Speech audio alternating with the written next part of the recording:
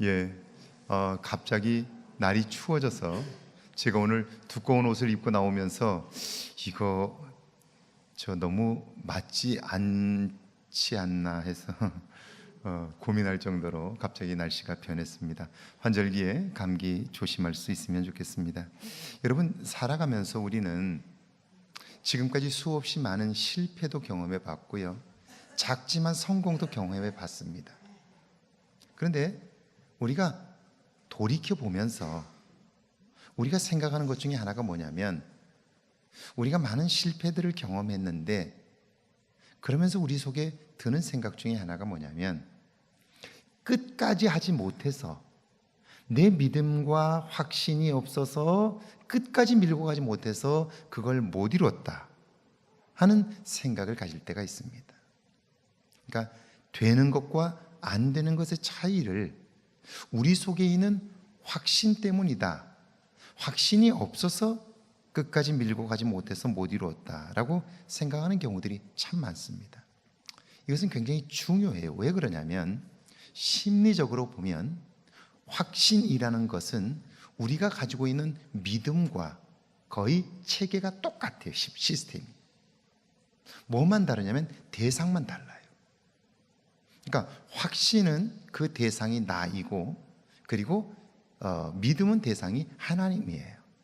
이 둘이 다른 것뿐이지 그 내용이나 시스템이나 구조는 똑같아요. 그래서 신앙이 변질되면 확신이 되는데, 그 확신은 자기가 중심이기 때문에 잘못된 확신이 되는 거예요.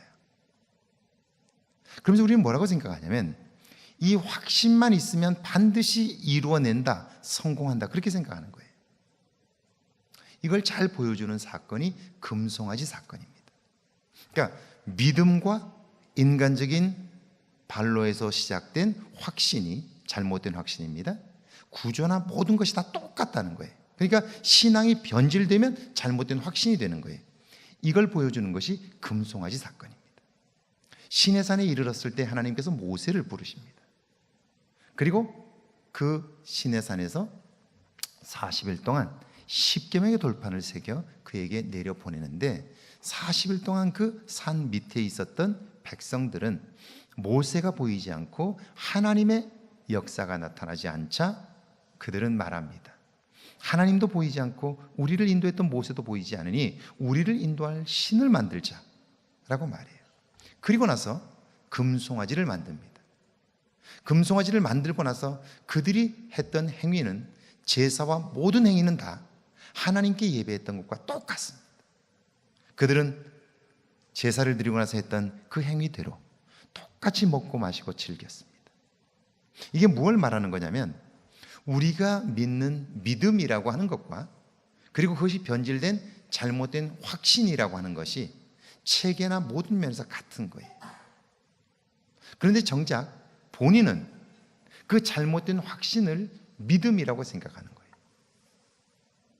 그러니까 사람들은 자꾸 내가 못하는 것, 내가 실패한 것을 확신이 부족해서 그걸 잘못 착각하면 믿음이 부족해서 그렇다고 생각하는데, 그것보다 더 중요한 게 있다는 거예요. 확신보다 더 중요한 것이 있는데, 그게 뭐냐면 문제점을 볼 줄 아는 관점인 거예요. 제가 이렇게 얘기를 해보고 제가 준비한 영상을 하나 보여드릴게요.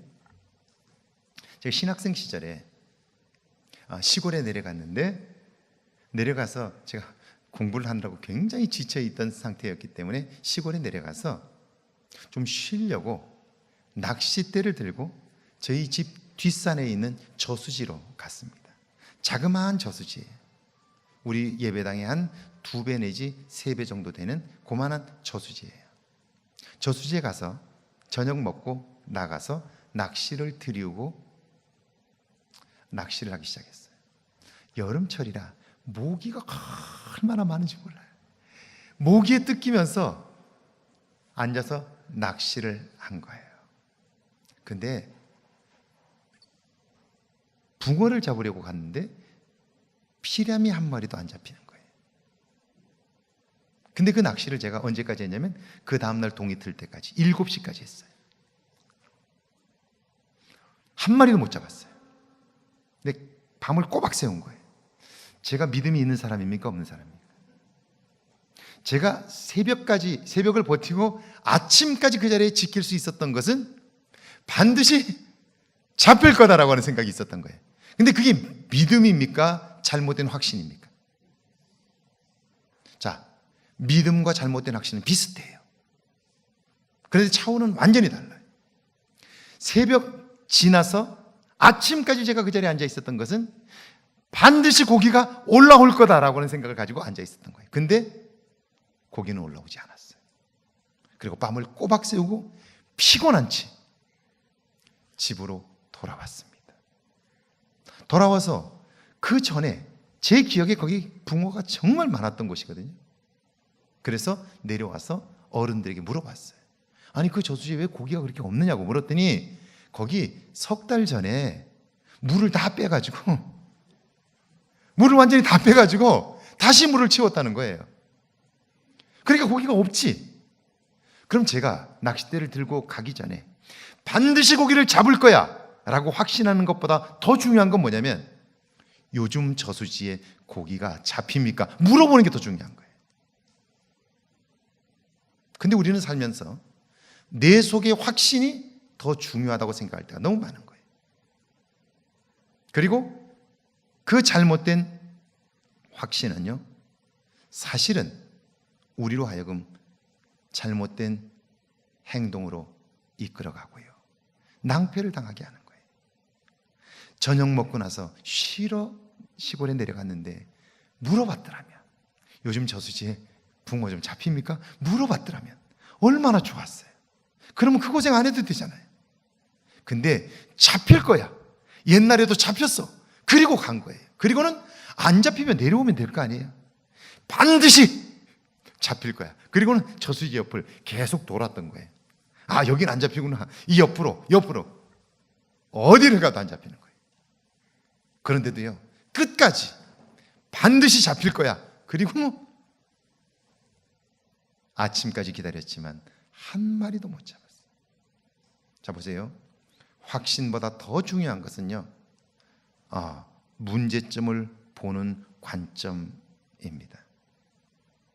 이걸 우리가 생각하는 일이 참 중요해요. 요즘 청년들이 돈 벌기 어렵다고 그러고 취직하기 어렵다고 그래요. 그런데 정말 돈 벌 것이 많다고 말하는 사람이 있습니다. 물론 그냥 얻어지는 것은 아니에요. 엄청난 실패와 엄청난 고통을 통해서 얻어지는 건데요, 그는 말합니다. 그 실패와 고통은 자기의 인생의 성공을 이루는 데에 디딤돌이었다고요. 한번 보시죠.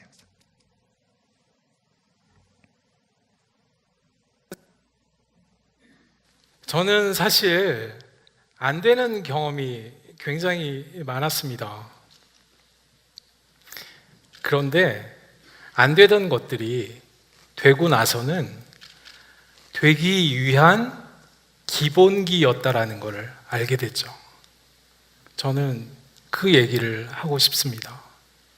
저는 좀 일찍 결혼했습니다. 그리고 고시 공부를 했죠. 가족들과 떨어져 고시원에서 한 해 한 해 버티면 될 줄 알았습니다. 왜? 그러잖아요. 남들이 안 된다고 그러면 더 하고 싶은, 그리고 될 때까지 하면 된다는 그런 말이 있잖아요. 저도 그 말을 믿었거든요. 결국 될 줄 알았는데 진짜 안 되더라고요. 나이는 먹고 취직도 안 되고, 그래서 시작한 게 광고 외판원이었습니다. 가방을 어깨에 메고 가방을 어깨에 메고 서울 전역을 구석구석 다 다녔어요. 덕분에 저는 내비가 가르쳐주지 않는 골목길을 잘 알고 있죠. 어슴푸레한 저녁 골목길을 걷는데 어린 시절 생각이 났어요. 왜냐하면 엄마를 따라갔던 방앗간들이 눈에 많이 띄었거든요. 괜한 호기심에 그때부터 기름 짜는 기계를 찾아보기 시작했죠. 지역에 있는 식품 명인들을 찾아다녔는데 그때 느낌이 오더라고요.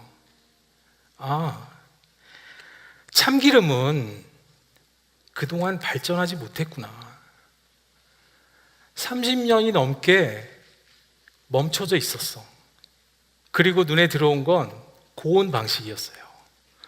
고온 방식은 몸에 좋은 것들이 사라지고 올리브유처럼 저온으로 짜게 되면 맛은 좀 덜 하더라도 건강에 좋으니까 잘 팔릴 것 같았죠.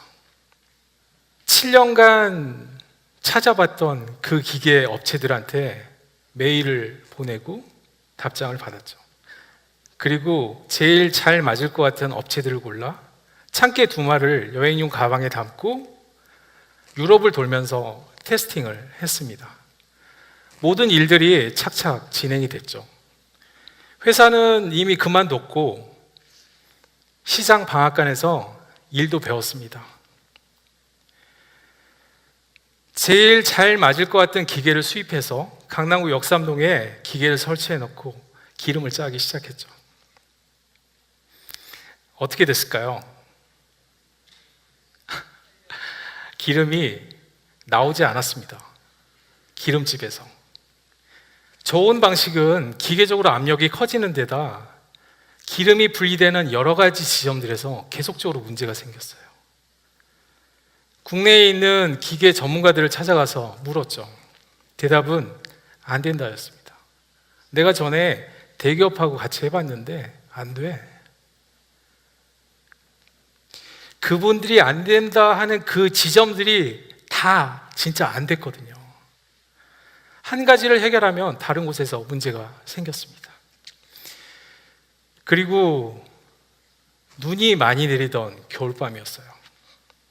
그날 기계가 결국 깨졌죠.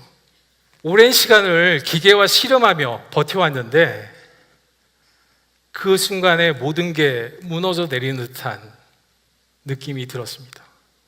한참을 우두커니 기계 옆에 서 있었던 것 같아요. 그때 제가 포기하고 있었던 것도 같아요. 정신이 들어서 기계를 쳐다봤는데 쪼개진 기계 틈 사이로 기름이 나와 있었습니다. 무심코 맛을 봤는데 지금도 그 맛을 잊을 수가 없어요. 제가 한 번도 맛보지 못한 그런 맛이었거든요. 땅콩처럼 고소한 참깨 강정이 으깨진 듯한 맛이 나는 거였어요. 참기름에서. 이 맛을 사람들에게 보여주자. 그때 제 생각이 다시 저를 일으켜 세운 것 같습니다.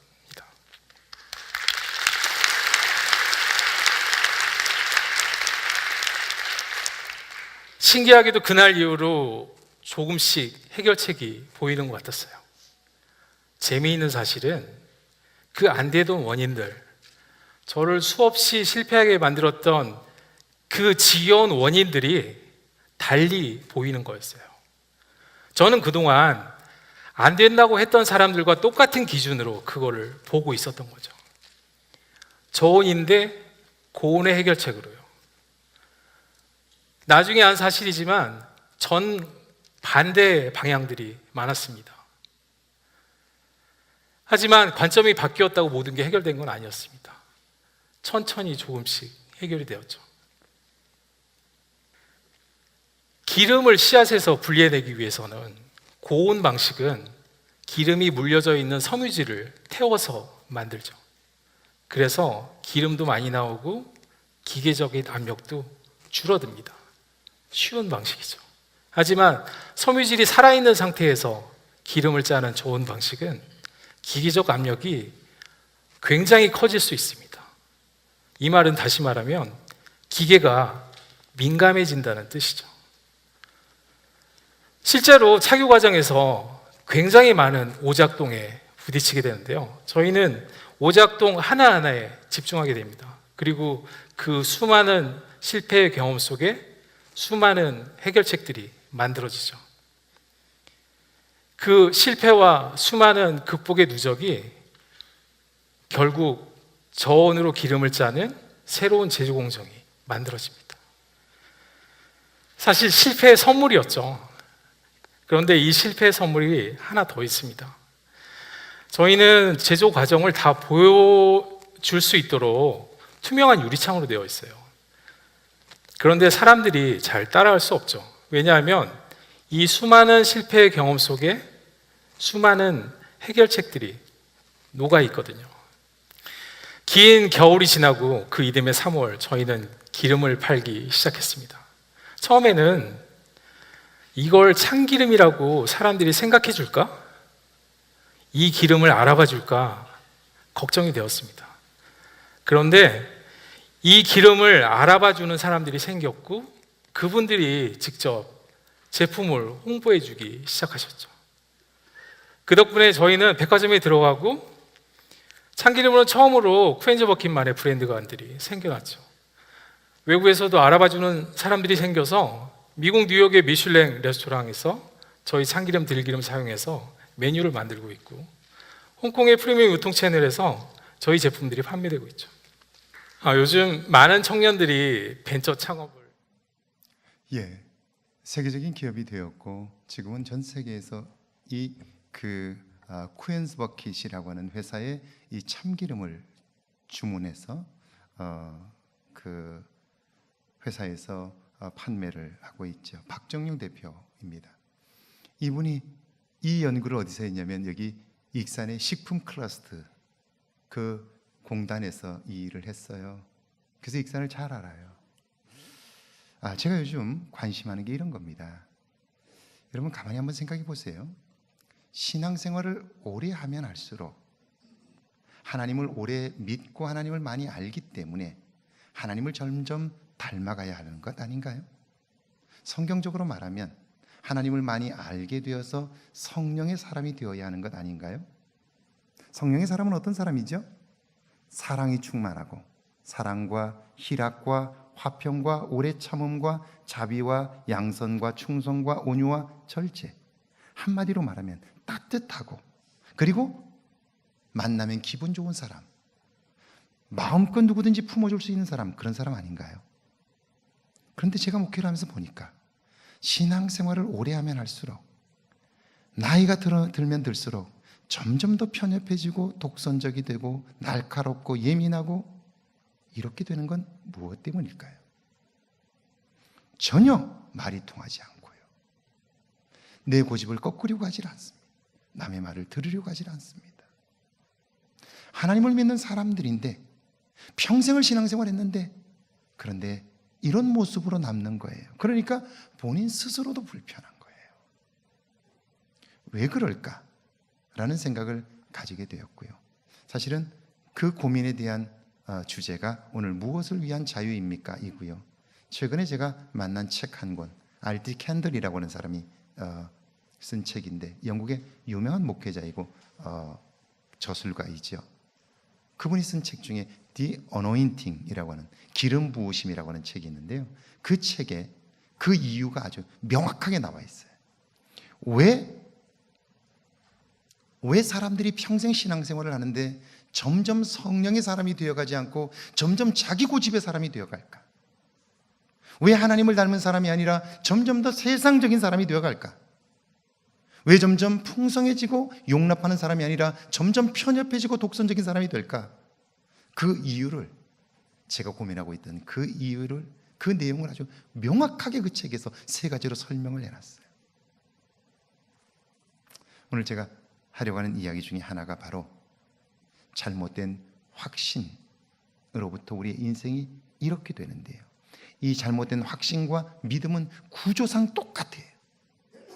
그래서 그 위에 있는 대상만 바뀌면 완전히 변질되는 거예요.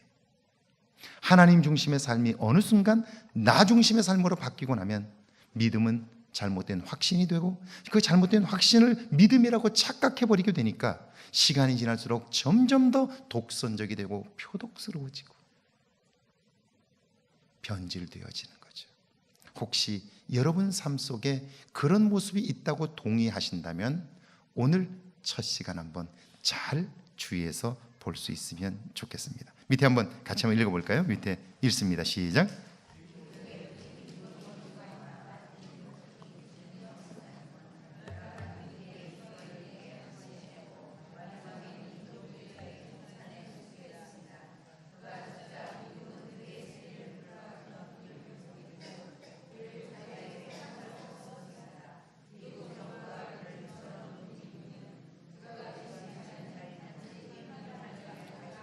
자, 그런 거죠. 흑인 인권을 위하여 운동하고 저항했어요. 그러나 마르틴 루터킹 주니어 목사님의 자유를 위한 외침은 단순히 억압받고 고통받는 흑인들을 위한 자유만이 아니었어요. 만약 흑인들만을 위한 자유였다면 단순히 그것으로 끝나고 말았을 거예요. 오늘 우리가 마르틴 루터킹 주니어를 기억할 일도 없어요. 그런데 그가 출발은 흑인의 억압당함과 그리고 인권이 유린되고 있는 상황에서 출발했지만, 흑인들의 자유를 위하여, 권리를 위하여 출발했지만, 그러나 그가 그 과정 속에서 그는 새로운 보다 더 큰 자유를 부르짖게 됩니다. 그 다음 한번 계속 읽어볼까요? 시작.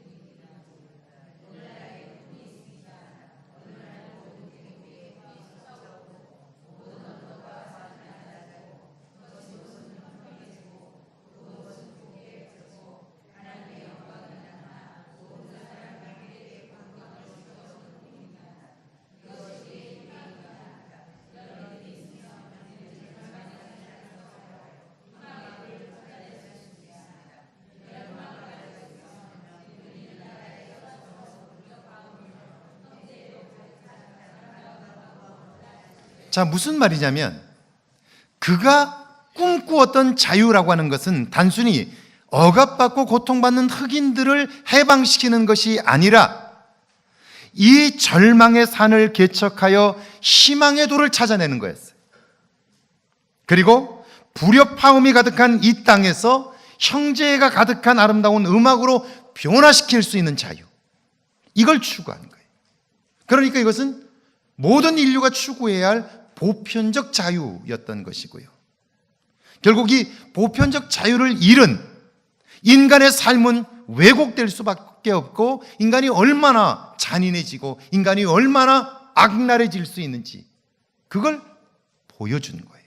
그러니까 미국은 인간이 이 자유를 잃어버리면, 이 자유를 억압하면 어떤 불행한 사태가 오는가를 잊지 않기 위해서 그의 생애를 국가기념일로 정했던 것이죠. 오늘 우리가 살면서 신앙이 변질되면 내 삶에, 개인의 삶에 어떤 일이 벌어지는지 우리가 다시 한번 깊이 생각해야 하는 이유는 한 개인의 문제만이 아니라 누구나 믿음이 변질되어 잘못된 확신이 되는 순간 그 사람의 인생도 불행해지지만 그 주변에 있는 모임과 교회 역시 불행해질 수 있다는 사실을 우리가 기억해야 돼요. 오늘 한국교회의 문제는 사실은 교회 지도자들의 문제이거든요. 신앙이 병들어 버린, 신앙이 변질되어 버린 한국의 교회의 지도자들이 교회를 오늘 이처럼 어렵게 만들고 있거든요. 그런데 그 지도자들은 정작 내 신앙이 변질되었다는 사실조차 알지 못한 채 교회를 엄청나게 수렁으로 빠뜨리고 있는 거죠. 오늘날 세상 사람들이 교인들하고 이야기를 하려고 하질 않아요. 말이 통하지 않는다고 그래요. 여러분, 하나님께서는 악인과 선한 사람에게 골고루 빛을 비춰주시는데, 그런데 그 하나님의 자녀인 우리들은 악한 자는 배제하려고만 하지 않아요. 곁에조차 올 수 없도록 만들고 침뱉고 내버리지 않느냐 하는 거예요. 자, 결국 잘못된 확신이 우리의 신앙을 변질시켜 우리로 하여금 왜곡된 삶을 살게 하는데요, 우리는 내 신앙이 변질되었다는 것조차 알지 못하는 거예요. 이런 모습과 똑같습니다. 1번, 사람들이 아는 것은 무엇으로부터의 자유입니다. 이걸 추구하는 거예요. 밑에 한번 같이 한번 읽어볼까요? 시작.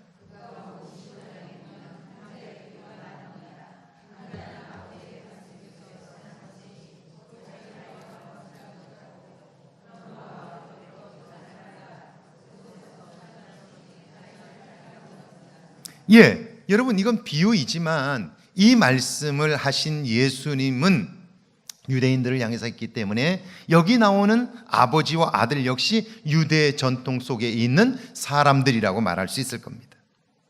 자, 그런데 이 아들은요, 아버지의 다스림 속에서 사는 것이 곧 자유를 억압하는 것이라고 생각했고요. 그러므로 아버지로부터 유산을 받아 그곳에서 벗어나는 것이 자유한 삶이라고 믿은 거예요. 자, 원래는 그렇지 않았어요.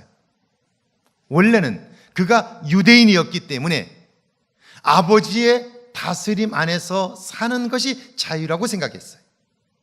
그런데 어느 순간 머리가 크기 시작하면서 자기 생각에 사로잡히기 시작하면서 그의 생각이, 그의 신앙이, 믿음이 변질되게 된 거죠.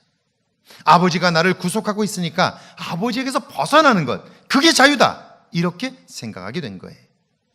그리고 그것으로부터, 아버지와 아버지의 집으로부터 자유롭게 되는 것, 그게 진정한 자유다라고 생각하게 된 거죠. 그걸 믿게 된 거예요. 12절입니다. 밑에 한번 같이 한번 읽어볼까요? 시작. 자, 아버지여, 재산 중에서 내게 돌아올 분기, 여기 분기이라고 되어 있는데 우리 개역 이전의 번역은 보면 유산이죠. 유산. 아버지의 유산을, 내게 돌아올 유산을 내게 달라고 하는 거예요. 자기는 이것을 자유를 위한 준비라고 생각했겠죠. 그런데 이것은 해서는 안 되는 무례함이에요. 무례함. 아버지가 돌아가시지 않았는데, 유대 전통에 의하면 아버지가 돌아가셔야 유산을 받는 건데 돌아가시지 않은 아버지의 유산을 달라고 하는 것은 아버지 빨리 죽으라는 말과 똑같은 거죠. 이것보다 더 큰 무례가 어디 있어요? 이건 엄청나게 무례한 거죠. 그런데 그것을 무례하다고 생각하지 못해요. 알지 못해요. 신앙이 변질되면 내가 무엇을 잘못하는지를 몰라요. 그리고 내가 얼마나 무례하고 있는지를 몰라요. 여기 이 둘째 아들이 그런 거예요. 내가 얼마나 무례한 행동을 하고 있는지를 전혀 모르는 거예요. 내가 지금 아버지가 죽었으면 좋겠다, 그 행동을 하고 있는데 그걸 몰라요. 왜냐하면 그 일은 나의 자유를 위한 준비이기 때문이다. 그렇게 확신하고 있기 때문에 그런 거예요. 신앙도 마찬가지입니다. 13절 한번 같이 읽어볼까요? 시작. 예, 먼 나라에 갔어요. 왜 그렇게 멀리까지 갔을까요? 그것은 아버지에게서 완전히 벗어나는 것, 그게 자유라고 생각했기 때문이죠. 먼 나라에 갔어요. 그리고 그가 생각한 자유가 뭡니까? 내 마음대로 사는 것, 내 욕구대로 사는 것, 그게 자유라고 생각한 거예요. 그래서 허랑방탕한 거예요. 그 다음 한번 같이 읽어볼까요? 시작. 아버지에게서 벗어난 삶, 구속이 없는 삶이 곧 자유라고 믿었던 거예요. 자, 보세요. 전에는 하나님의 다스림을 받는 것, 그분 안에서 사는 것, 이게 자유하다고 생각했어요. 그런데 이게 어떻게 변질됐냐면 이제는 구속 없이 사는 것, 내 마음대로 살고 싶은 것, 살고 싶은 대로 사는 것, 그게 자유라고 생각하게 된 거예요. 변질되었죠. 보세요. 사사기 14장에도 그래요. 거기 보면 삼손에 관한 이야기가 나오는데요. 삼손이 그가 이방 땅에 가게 되었고요. 가서 거기서 예쁜 여자를 보게 돼요. 그리고 돌아와서 그는 아버지에게 이렇게 말합니다. 내가 그 여자와 결혼하겠다고. 아버지 엄마가 깜짝 놀라서, 아니 우리 동족 중에는 내 신부감이 없어서 이방 여인을 맞으려고 하느냐고. 안 된다고 이야기하자 그가 이렇게 말합니다. 내가 그 여자를 좋아하오니 나를 위하여 그 자를 데려오소서, 이렇게 말해요. 내가 좋다는데 엄마 아버지가 무슨 상관이 있냐고. 내가 좋으면 됐지, 이런 얘기예요. 여러분, 정말 삼손이 좋으면 되는 겁니까? 원래 그 집은 아들을 낳을 수가 없었어요. 그런데 하나님께서 특별히 그 집을 사랑하셔서 구별된 아들을 주셨어요. 그가 나실인입니다. 그는 하나님을 위하여 살도록 구별된 거예요. 오늘 그리스도로 말미암아 구원받은 우리들은 모두 다 나실인인 거예요. 왜냐하면 하나님의 일을 위하여 부름받은 사람들이기 때문이죠. 나를 위하여 사는 사람이 아니고 하나님을 위하여 살도록 부름받은 사람이에요. 그래서 혹시 잊어버릴까 봐, 네가 나실인이다, 너는 구별된 사람이다, 하나님을 위하여 사는 사람이다, 그걸 잊어버릴까 봐 하나님께서 그에게 말씀하셨어요. 너는 평생에 삭도를 머리에다 대면 안 된다. 머리 그대로 길러라. 베넷머리를 그대로 길러라. 그래서 누가 봐도, 네가 봐도 나는 나실이라는 것을 잊지 말도록 해라. 머리를 길리게 한 거예요. 그 다음에 포도주와 독주를 마시지 못하게 했어요. 세상적인 가치에서 떠나게 만든 거예요. 그런데 이게 변질되었어요. 어떻게 해요?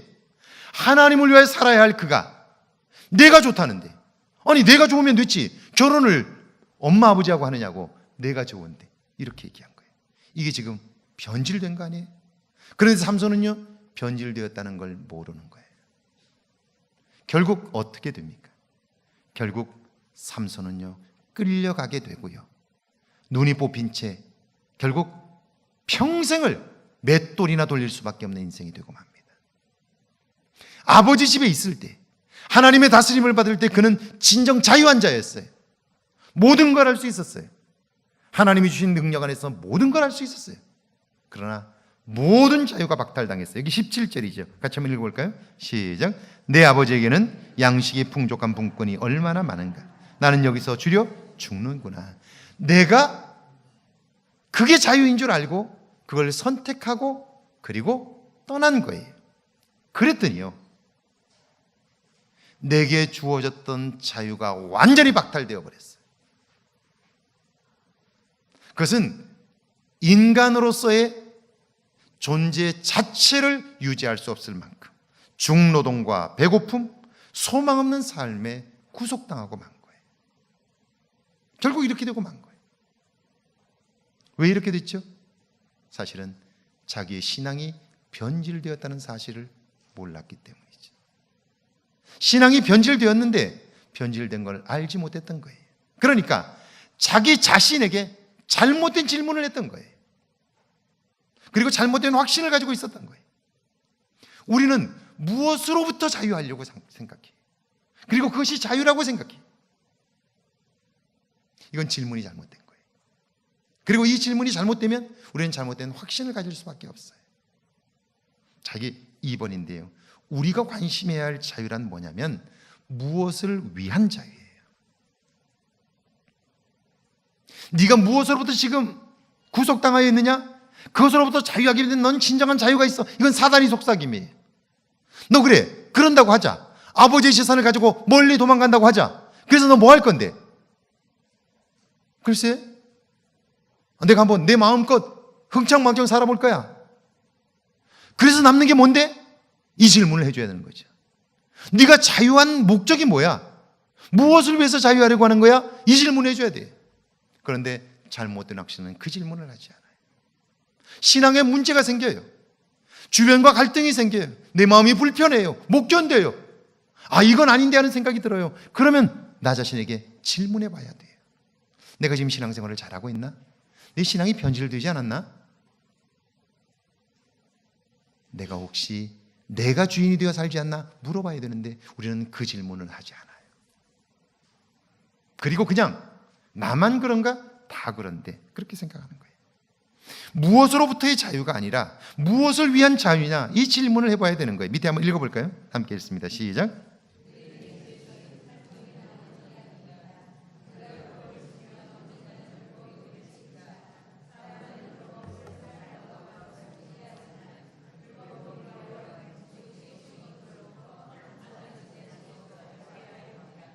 많은 사람들이, 우리 교인들은 아닙니다. 제가 보니까 우리 교인들은 아니에요. 근데 많은 오늘날 교인들이 예배가 귀찮다고 생각해. 예배를 시간 낭비라고 생각해. 무슨 예배 시간이 그렇게 기냐고 말해. 이런 생각들이 마음속에 들어와 있어요. 여러분, 그러면 예배가 누구를 위한 것이며 누구를 향한 것인지를 물어봐야 돼요. 예배는 하나님을 위한 것이죠. 그리고 예배는 나를 위한 것이죠. 그렇다면 예배는 하나님이 받으시는 것이고 하나님이 주인인 것이죠.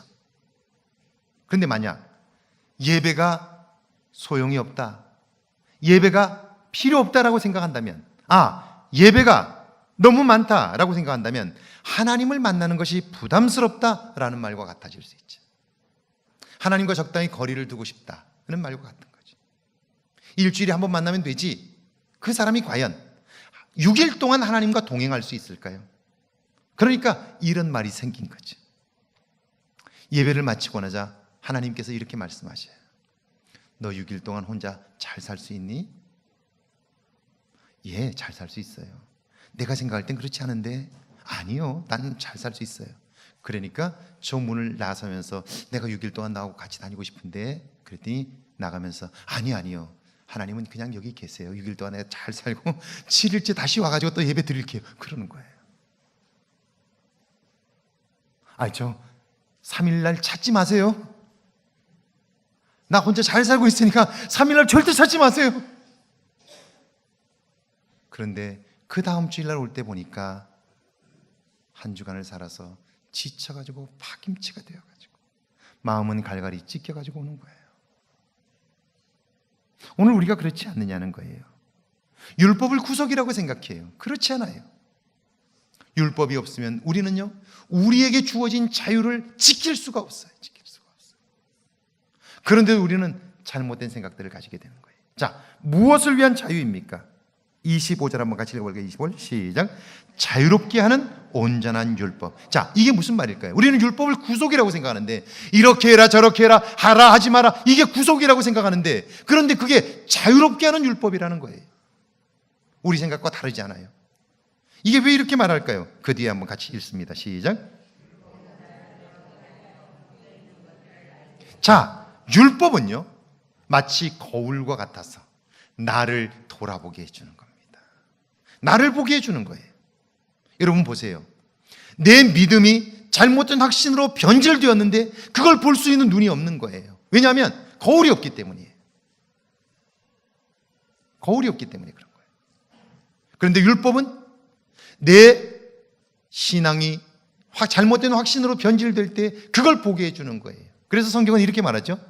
모든 성경은 하나님의 감동으로 된 것으로 교훈과 책망과 바르게 함과 의로 교육하기에 유익하다, 이렇게 말하는 거예요. 때로는 율법을 통해서 우리를 찌르셔요. 때로는 우리를 위로하셔요. 때로는 우리에게 충고하셔요. 자, 율법이 없다면 우리는 우리 자신을 돌아볼 수가 없게 되는 거예요. 그리고 무엇이 지금 변질되었는지를 알 수도 없게 되는 거죠. 결국 우리의 변질을 알 수 없다면, 율법이 없다면 우리는요, 변질되어 가는 것을 막을 수가 없게 되고 알지조차 못하게 되는 거죠. 25절 한번 같이 읽어볼게요. 25절 시작. 실천하는 자니, 밑에 한번 같이 읽습니다. 계속해서 읽습니다. 묶여있는 것에서 벗어나기 위하여 변화를 시도합니다. 자, 율법 안에 사는 것이 나를 자유하게 하는 것이다, 이걸 믿는 사람은 어때요? 그 율법을 따라서 내가 변질된 부분이 있다면요, 그걸 회복하기 위하여 실천하는 거예요. 고쳐가는 거예요. 작은 것부터 다시 시작해 가는 거예요. 가슴을 찢고 통회하기 시작하고요. 기도하지 못하는 사람들은 이제 시간을 정해놓고 기도하는 거죠. 하나님을 만나기를 원하는 거죠. 여러분, 그리스도인들 중에 기도해야 된다는 걸 모르는 사람은 없습니다. 그런데 과연 기도하는 사람이 얼마나 될까요? 그러면 기도하는 사람들은 다 괜찮아질까요? 기도하는 사람들 중에 자기의 욕심을 위하여, 여전히 자기의 욕망을 채우기 위하여 기도하는 사람들은 얼마나 많을까요? 하나님의 뜻을 이루기 위하여 기도하는 것보다 나의 욕망을 이루려고만 기도하는 사람들은 얼마나 많을까요? 이건 역시 율법에 비추어 보아야 하는 거죠. 그래서 말씀에서 벗어난 나, 하나님에게서 멀어진 나를 발견하지 않으면 회복될 수 없는 거죠. 26절에 보니까 그래서 이렇게 얘기하죠. 같이 읽어볼까요? 시작. 누구든지 스스로 경건하다 생각하며 자기 혀를 제갈 물리지 아니. 예, 여기 보세요. 누구든지 스스로 경건하다 생각하며, 그러니까 자기가 경건하다고 생각하는 거예요. 자기가 의롭다고 생각하는 거예요. 왜 이런 생각을 하게 될까요? 보세요. 우리 교회에서는 내가 그래도 누구보다는 낫다, 이런 생각을 하는 거예요. 그렇죠? 누구보다는 낫죠? 아니에요. 아니에요. 누구보다는 낫잖아. 권사인 누구보다는 낫잖아요, 내가. 이렇게 생각하는 거예요. 근데 여러분, 성경 어디를 보세요. 어디든지 보세요. 신앙은 절대로 비교급이 아닙니다. 상대적이지 않아요. 성경은 항상 절대적입니다. 하나님은 우리 한 사람 한 사람과 만나고 싶어 하십니다.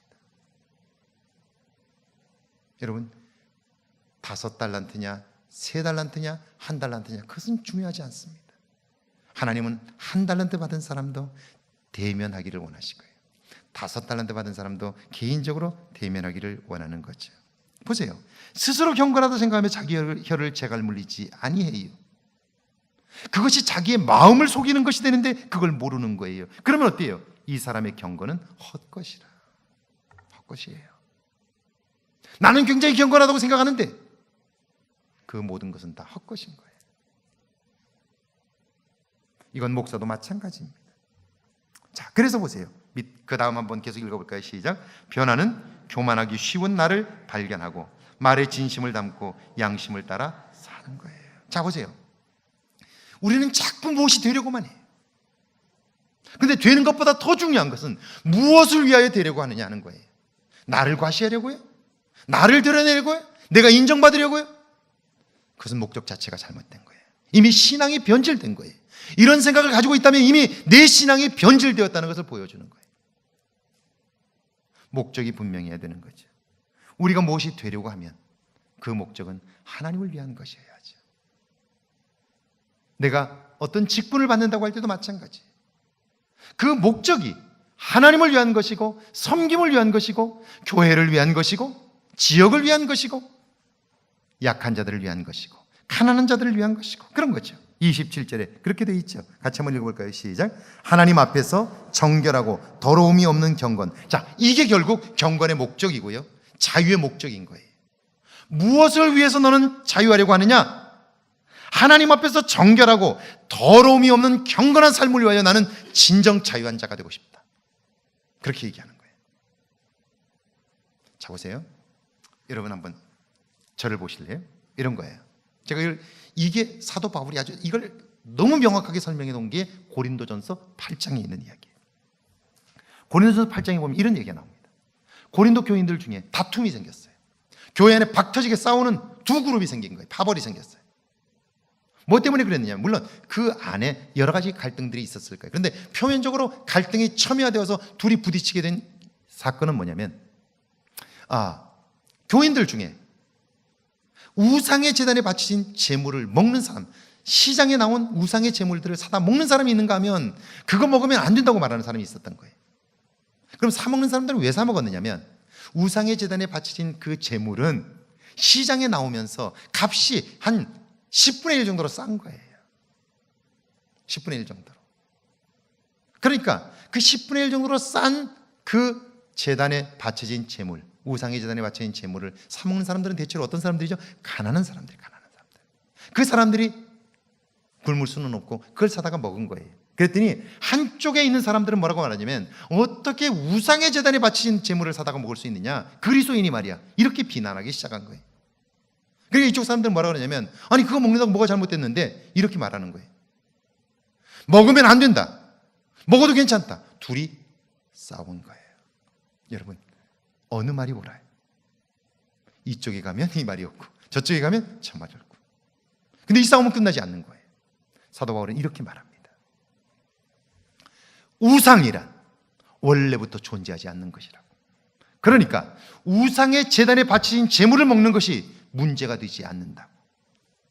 그렇죠? 그렇죠? 굿한 집에 가서 떡 얻어 먹는 게 문제가 됩니까? 됩니까? 안 됩니까? 대답을 안 하셔요. 됩니까? 안 됩니까? 원래 문제가 되지 않아요. 왜? 원래 우상은 존재하지 않기 때문에 그래요. 그런데 보세요. 이 사람들은 뭐라고 말하냐면, 그런데 우상의 제단에 바쳐진 그 제물을 먹음으로써 사실은요, 신앙이 약한 사람들은 시험에 들 수 있잖아요. 실족해 할 수 있잖아요. 그것도 역시 문제가 있는 거예요. 양쪽 다 문제가 있는 거예요. 사도 바울은 결론처럼 이렇게 말합니다. 만약 음식이 내 형제를 실족해 한다면 나는 영원히 고기를 먹지 않겠다, 이렇게 말해요. 이게 자유함이죠. 진정한 자유함이에요. 보세요. 먹는 사람은 먹어도 된다, 그게 자유다, 이렇게 말해요. 그런데 이 사람이 모르는 게 있어요. 나는 옳다고 생각해서 그 일을 하지만 그것 때문에 시험에 드는 사람들이 있다는 사실을 잊어버리는 거예요. 그러면 먹으면 안 된다고 주장하는 사람, 그 사람들을 향해서 사도 바울은 무슨 얘기를 하냐면, 너희들이 그들을 비난만 했지, 그들이 가난하기 때문에 먹는 것이 어렵고 힘들었는데 그들의 어려움을 한 번이라도 이해해 준 적이 있느냐?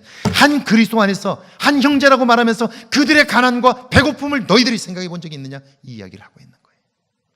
그걸 느끼지 못하면서 어떻게 형제라고 말할 수 있느냐?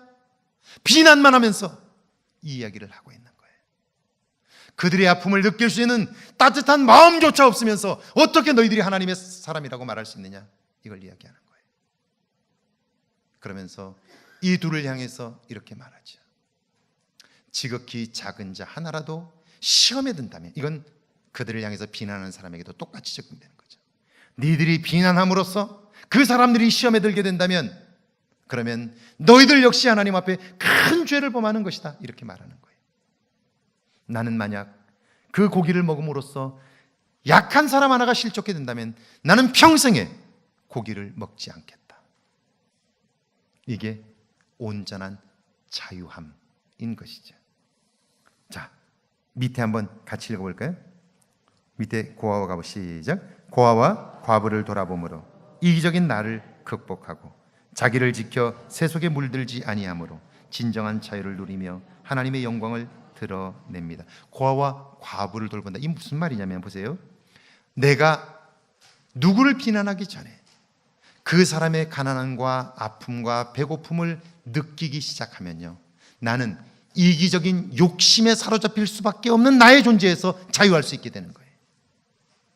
내 것만을 고집하고 나만을 주장하는 나 중심의 삶에서 비로소 벗어날 수 있게 되고요, 그때 진정한 자유인이 될 수 있게 되는 거죠. 어떤 것도 나를 구속할 수 없는, 여기 하나님 앞에서 정결하고 더러움이 없는 경건으로 인하여 온전한 자유함, 그 자유를 맛볼 수 있게 되는 거죠. 무엇으로부터의 자유가 아니라 무엇을 위한 자유냐 하는 거예요. 이건 여러 면에서 똑같아요. 여러분이 돈을 벌기 위한다면 무엇을 위하여 돈을 벌려고 하느냐? 여러분이 건강해지려고 한다면 무엇을 위해서 건강해지려고 하느냐? 여러분이 열심히 산다면 무엇을 위해서 열심히 사느냐? 이 질문을 반드시 해야 한다는 거예요. 왜냐하면 그러지 않으면 우리의 신앙이 변질될 때 내가 변질되었다는 사실조차 알지 못하기 때문이지요. 예, 박정용 그 대표가 쿠엔스 버킷 저온에 참기름을 짜면서 나중에 그 모든 걸 터득하고 나서 보니까 자기의 결정적 실수는 뭐냐면요, 고온 방식으로 문제를 해결하려고 했던 거예요. 고온 방식은 이 섬유질을 태워가지고 그래서 기름을 짜는 거예요. 그러니까 기름은 고소한데 그 참깨 속에 있는 그 소중한 것들, 그 좋은 것들이 다 타져버려서 없어져 버리는 거예요. 근데 저온 방식은 그 섬유질이 그대로 그 기름 속에 남아있어요. 그 몸에 굉장히 좋은 거죠. 근데 그 기름을 어떻게 얻을 수 있어요? 고온 방식의 눈으로만 계속 보니까 해결책이 없는 거예요. 방식이 완전히 다른데. 그런데 그걸 해결하고 보니까, 아, 여기에 길이 있구나. 이 길은 새로운 길이구나. 전혀, 그걸 보세요. 다 유리로 다 공개해놨어요. 그런데 사람들은 그걸 봐도 카피를 못해요. 왜냐하면 곳곳에 그 땀과 고통을 통해서 얻어진 비밀한 것들이 다 숨겨져 있기 때문에 그래요. 여러분 혹시 도넛 가게 중에 크리스피 크림이라고 하는 도넛을 아는지 몰라요. 미국 도넛이에요. 굉장히 오래된 도넛입니다. 크리스피 크림이라고 한국에도 들어와 있어요. 이 익산에도 있습니다. 저기 저 시집이 있는데 그쪽에 있어요. 도넛 맛을 보려면 여러분 도넛을 가서 한번 꼭 드셔야 돼요. 크리스피 크림은요, 세계적으로 굉장히 유명한 도넛입니다. 제가 미국에 갔을 때 제 친구 목사님이 도넛을 사러 가자고 그래서 갔더니 보통 1시간씩 기다려야 돼요. 줄을 섰는데 얼마나 많이 섰는지 1시간 이상씩을 기다려가지고 도넛을 사는 거예요. 왜 이 도넛을 이렇게 사람들이 기다려서 사느냐고 그랬더니 한 박스를 딱 사주면서 너 이거 절반만 먹고 내일 아침에 먹어보면 내가 대답하지 않아도 안 돼요. 그래서 제가 도넛을 가져가서 12개 한 더즌인데 6개를 먹고 그 다음날 아침에 6개를 꺼냈어요. 커피를 내려서 딱 먹는데 어제 저녁에 먹었던 도넛과 오늘 아침에 먹는 도넛이 똑같아요. 맛이 똑같아요. 그때까지 도넛은 무슨 문제가 있었냐면 도넛을 먹으면 금방 구워서 먹으면 맛있는데 시간이 지나고 나면 이게 딱딱해져 가지고요. 맛이 없어요. 그런데 이 크리스피 크림 도넛은 며칠을 놔둬도 똑같아요. 부드럽고 처음 먹었을 때와 똑같아요. 이유가 뭘까요? 이유는요, 기름에 있어요. 도넛을 튀길 때 거의 모든 도넛은 다 동물성 기름으로 튀깁니다. 다 동물성 기름. 그런데 이 크리스피 크림은요, 식물성 기름으로 튀겨요. 그러니까 며칠을 놔둬도 이 도넛이 부드러움을 그대로 유지하는 거예요. 그리고 엄청난 노하우가 그 속에 있기 때문에 전 세계적으로 엄청난 인기를 누리고 있는 거예요. 사랑하는 여러분, 우리가 기도해야 하는 이유는 뭐냐면요, 우리 자신을 돌아보기 위함이기도 하고요, 세상 사람들이 안 된다고 하는 것을 새롭게 되는 방법으로 볼 수 있게 해주기 때문에 그래요. 믿음의 눈이 아니면 그걸 볼 수가 없기 때문에 하나님은 우리에게 믿음을 주셨고 믿음으로 온전히 자유한 삶을 살게 하신 거예요. 이 은혜가 여러분에게 있기를 주의 이름으로 축원합니다. 즉 기도할까요? 우리 한번 오늘 말씀을 기억하면서 한번 조용히 한번 기도해 보시죠. 여러분 어떻습니까? 여러분에게 진정한 자유가 있습니까? 물질에 구속당하여 살지는 않습니까? 무언가에 구속당하여 살지는 않습니까?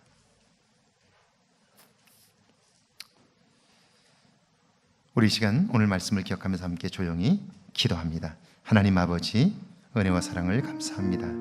이 저녁에 주의 말씀을 들었습니다. 참 오랫동안 신앙생활을 했는데